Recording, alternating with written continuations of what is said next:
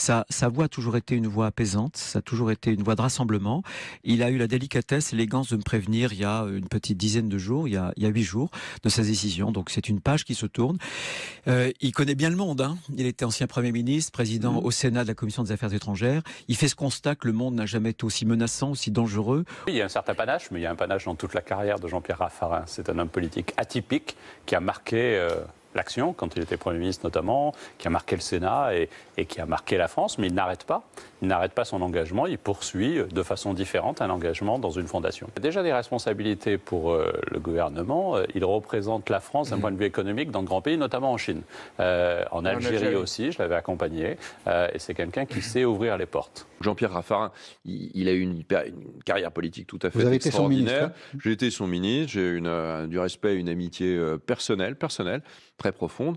Et voilà, il choisit à un moment donné de stopper son mandat de sénateur, de partir vers d'autres missions, si j'ai bien compris. Je lui souhaite bon vent pour prendre une raffarinade.